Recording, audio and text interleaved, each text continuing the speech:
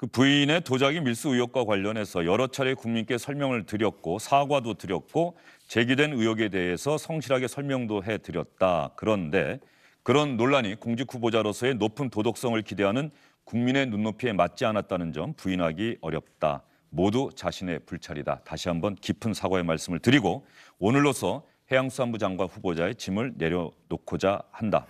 저의 문제가 대통령과 해양수산부의 부담으로 작용하는 것은 자신이 원하는 바가 아니다. 이렇게 이야기를 했습니다. 마지막으로 자신을 지명해 주신 대통령님께 진심으로 감사드리고 문재인 정부의 성공을 끝까지 기원하겠다. 이런 이야기까지 했습니다. 민주당의 고영진 대변인이 브리핑을 했는데 말이죠. 송영길 대표가 박준영 해양수산부 장관 후보자 사퇴와 관련해서 그런 이야기를 했다고 하는 겁니다. 박준영 후보자가 여러 어려움 끝에 사퇴했고 문재인 대통령도 고심 끝에 결정한 것으로 안다. 자, 이렇게 됐으니 야당도 김부겸 총리 후보자 인준에 적극적으로 협조해 주길 바란다. 박준영 해양수산부 장관 후보자 낙마하는 선에서 야당도 도와달라. 민주당 지도부도 청와대와 의사소통을 했다는 것을 강력하게 시사하는 부분인데 말이죠. 일단 문재인 대통령이 특별연설 마치고 취임 4년 특별연설 마치고 기자의 질문을 받고 설명했을 때 왜 3명을 내가 지명했는지를 자세하게 국민에게 설명을 했었는데요. 특히 임혜숙 과기부 장관 후보자에 대해서는 상대적으로 더 길게 이야기를 했습니다. 한번 들어볼까요? 과기 분야의 인재를 늘리는 가장 중요한 방법 중에 하나로 제시되고 있는 것이 여성들이 보다 많이 과기계 쪽에 진출해야겠다. 지금 우리 여성들 진출이 가장 적은 분야가 과기 분야. 그러나 여성들이 진출하려면 그런 성공한 여성들을 통해서 보는 로망 또는 그 롤모델 이런 게 필요합니다. 그런 많은 생각을 담고 지금 여성 후보자를 지명한 것입니다. 자, 그런데 제가 민주당 초재선 그룹들이 지도부의 건의랑 기사를 다시 한번 찾아봤는데 이거 어떻게 해야 될까요? 여당의 재선 의원들이 말이죠. 송영길 대표 면전에서 임혜숙 후보자 지도부가 결단하라 이렇게 얘기를 했어요. 그러니까 재선 의원들 사이에서 뭐 1명 더하기 알파 뭐 이렇게 나중에 어정쩡하게 결론이 난 듯한 이야기도 있었습니다만 분명히 임혜숙 후보자의 이름이 여당 재선 의원들 사이에서 사퇴해야 하는 후보자로 나왔는데 현재 박준영 후보자의 자진 사퇴로 이 문제를 정리한다. 여당, 야당도 마찬가지일 것 같고요. 야당은 그렇다고 한다면 국회 의사일정에 계속해서 협조 못하는 겁니까? 어떻습니까? 지금 뭐 이렇게 하고 만약에 나머지 인원을 다 임명 강행한다면 야당으로서는 뭐 협조할 수 없는 그런 상황이지 않을까 싶습니다.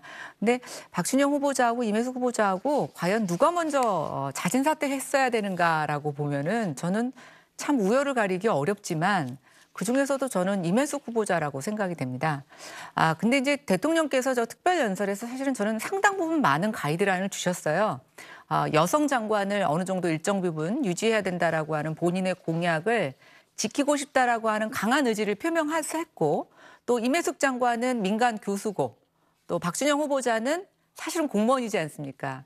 일각에서 보면 뭐 남녀의 문제로 볼 수도 있지만 한편으로는 야, 대통령이 만만한 게 공무원 아니겠느냐. 그래서 오히려 박준영 후보자에게 자진 사퇴할 것을 청와대가 비서진들이 좀 여러 각도로 압력을 가한 게 아닌가라는 생각이 들어서 이렇게 낙마에도 대통령이 가까운 사람 뭐 이런 식의 좀 기준이 적용된다는 것은 저는 굉장히 서글픈 현실이라고 생각이 됩니다.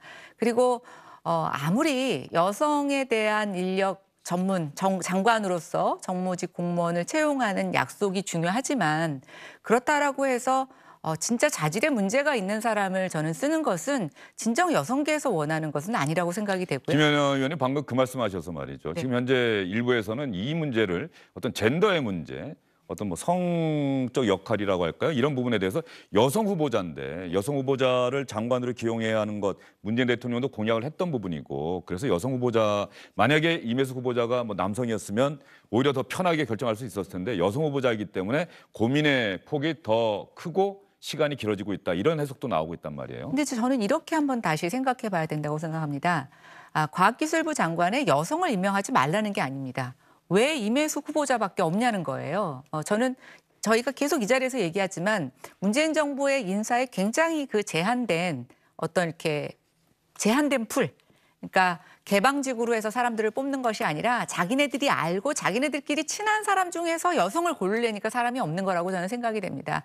그래서 이번에 임혜숙 후보자가 낙마를 한다라고 하더라도 저는 또 여성으로 공모할 수 있다고 생각이 됩니다. 그러나 여성이라는 약속 하나를 지키기 위해서 또 자기네들의 어떤 그런 편협한 인사 기준을 곱치지 않는 그 고집을 부리면서 계속 임혜숙 후보자를 고집을 한다면 저는 임명 이후에 굉장히 고소고발이 난무할 거라고 보고 있고 지금 제기되고 있는 논문 표절과 윤리, 학문윤리, 연구윤리 위반과 관련된 것은 계속 학계에도 굉장히 나쁜 관례로 남을 것이라고 생각됩니다.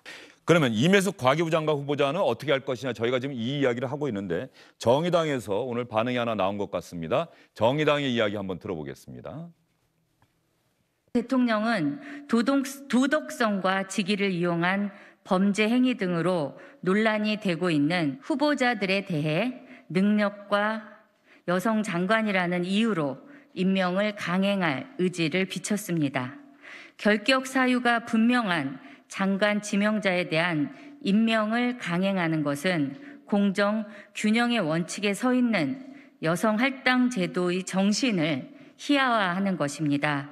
그리고 이것은 이 정권과 여당의 오만을 증명하는 것임을 분명히 하고자 합니다. 오늘 이야기는 아닙니다만 이틀 전에 정의당에서 나온 논평을 보더라도 조금 전에 김연아 위원 말씀하신 것과 비슷한 내용이네요. 이것이 과연 여성할당제 공정과 균형이라고 하는 여성할당제 정신에 맞는 것이냐. 정의당은 아니라고 본다. 이렇게 이야기를 하고 있네요.